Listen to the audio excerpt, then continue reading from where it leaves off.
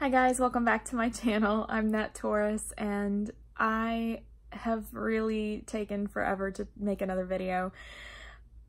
I have been so disorganized and I've been trying desperately to come up with a route that I want to take with this channel to make it either educational or entertaining or something, but I just decided I'm gonna ramble. That's really what I wanted to create this channel for anyways, so I'm gonna ramble away.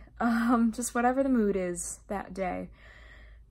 So Mercury retrograde has taken out my laptop and computer, and while they're getting fixed, well, not just that, but it's taken out my camera too. So while all of it's getting fixed, since all my electronics are down, I'm left with my humble phone. So please excuse the terrible recording. I might just ramble on this phone in the future just because I kind of like how convenient it is. But anyways, we're gonna get into spilling the tea on the top 5 aspects in Synastry that I like to see. So I'm gonna explain why they're my favorites and also why maybe they aren't always that great. But number 5 is definitely Moon trine Pluto. Oh my goodness. It's a hot, sexy aspect, definitely. It adds sexual tension, but it's a very emotionally supportive aspect, and I feel like the two people really get an opportunity to move forward together and grow together. And it's not a... because with Pluto, it's usually an uncomfortable experience, especially if it's not a good aspect, but with the trine, it's a flowing aspect, and it's very comfortable. It's a, let's grow together, and I'm not gonna push you to change, but we're gonna change each other. It's gonna be okay. I don't so much like this aspect because it can go pretty crazy with obsession. It can be really, really obsessive and kind of unhealthy if you let it go wild. So there's that to watch out for. But number 4 is Venus trine Saturn. Ugh, I love this because Saturn loves Venus. Saturn wants to build for Venus, and it's another long-term relationship aspect, and I just really like to, because Pluto and Moon is kind of a long-term relationship aspect, and I think that there's even possibly like reproductive possibilities with that one. But with the Venus trine Saturn, it's definitely more of a long-term relationship. Saturn wants to build for Venus. Saturn wants to create a stable place for Venus to be, to live, and it's so beautiful. The only downside I would say to Venus trine Saturn is if Venus, if the Venus person's chart doesn't really have any other giving aspects, it can be really one-sided, and Saturn can end up doing a lot of the giving and building, and Venus can kind of just be like, oh, thanks, I guess. I'm gonna move on now.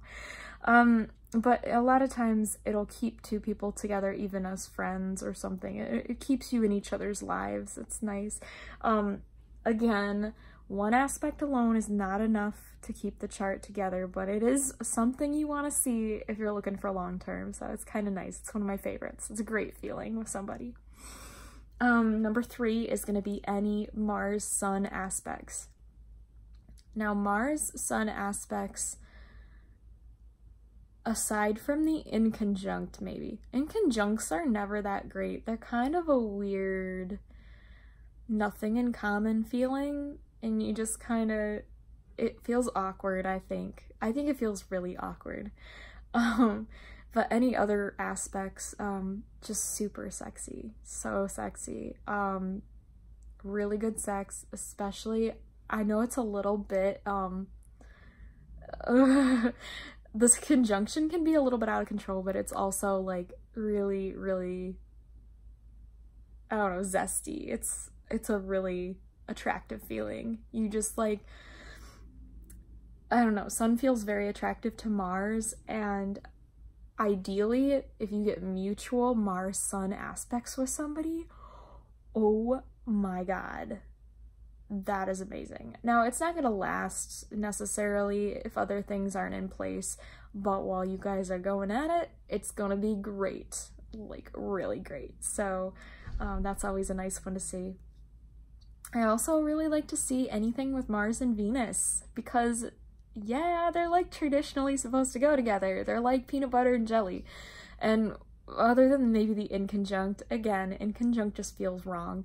Everything else feels so nice with it. And even the square, which is usually like a really tough one to deal with, the tension that the square creates is more just like sexual tension to get out in the bedroom. Like, yeah, you might squabble a little bit, but then you just take it to the bedroom and it's all over. It's all great. So that one's a really good one to have.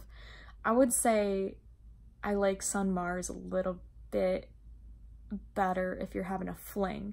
And then I like maybe Venus Mars a little bit for more like long-term. I don't know, I like seeing that in there, especially like a conjunction or a trine or something. That might be nice.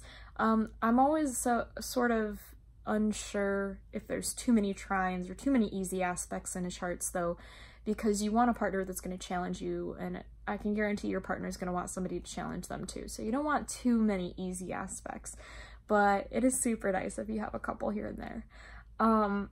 Number one though, takes the cake, drum roll, is anything conjunct the IC. Now,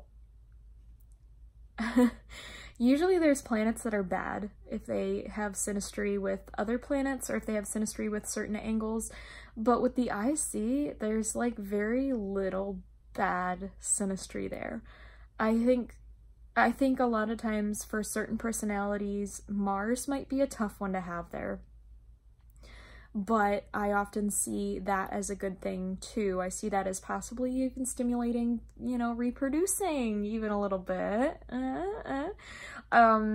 Then Uranus there can be a little bit stressful because they might want to revolutionize the way you live and the way Uranus will come in and try to change you in a very sudden way, like maybe relocation, you'll have to move for them, something like that.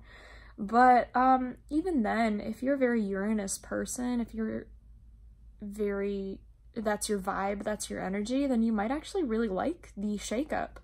So it's all, you know, based on what you're looking for in a chart. But even Saturn there, it feels reassuring and safe and grounding. It doesn't feel like it's holding you back. Yeah, it's just, I really like all the planets on the IC. Also North Node on the IC. It's a great feeling, although that can be one-sided for the North Node person. They might not receive, they might end up giving all this love and kindness and not get anything back, so that's kind of sad. But other than that, like, it's a really great magnetic feeling. It's a nice feeling, and I feel like if there's planets on the IC, you're more likely to live with each other. So anyways, those are my top 5 favorite aspects in synastry, and I hope you liked that video.